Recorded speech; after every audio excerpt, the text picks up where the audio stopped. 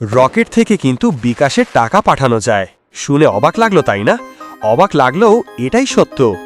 যদিও এখনও বিকাশ থেকে নগদ বা অন্য কোনোটাতে এখনও শুরু হয় নাই কার্যক্রম, বাট এখন পর্যন্ত কিন্তু রকেট থেকে বিকাশে টাকা পাঠানো যায়। কিভাবে চলুন আপনাদেরকে দেখাচ্ছি। শুরুতেই আপনারা রকেট অ্যাপসে আসবেন। জাস্ট এইটাকে আপনারা লগ ইন করে ফেলবেন। লগ ইন করার পর এখানে দেখেন ফান্ড ট্রান্সফার নামে একটা অপশান রয়েছে। ফান্ড ট্রান্সফার এখানে ক্লিক করবেন। ক্লিক করার পর এখান থেকে অনেকগুলো অপশান দেখাচ্ছে। আপনি ব্যাংকে পাঠাতে পারবেন, কার্ডে পাঠাতে পারবেন, অনেকগুলো অপশান। তার মধ্যে একটা অপশান রয়েছে MFS। ঠিক আছে, এই MSF এ ক্লিক করবেন।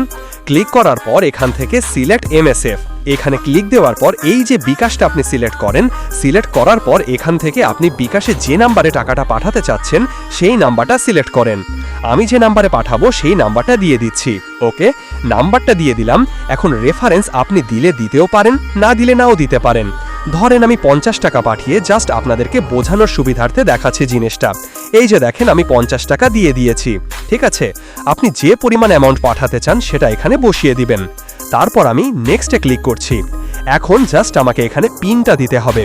আমার রকেটের যে পিনটা আছে এটা দিতে হবে। দেখেন আমি পিন নাম্বারটা দিয়ে দিয়েছি।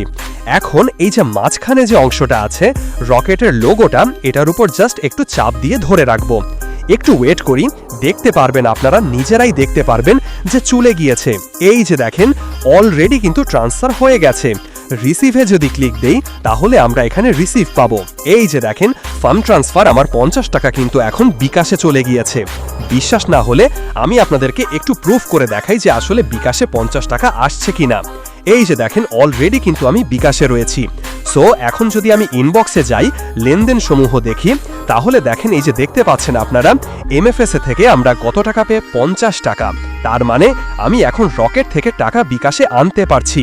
যাই হোক, আপনারা আমার চ্যানেলটিকে সাবস্ক্রাইব করে রাখবেন, কারণ পরবর্তীতে যখনই অপশনটা আসবে যে বিকাশ থেকে নগদে টাকা পাঠানো যাবে বা নগদ থেকে বিকাশে টাকা পাঠানো যাবে বা বিকাশ থেকে অন্য কোনো জায়গায় টাকা পাঠানো যাবে, তখন সাথে সাথে ভিডিওটা কিন্তু আমি আপলোড করব।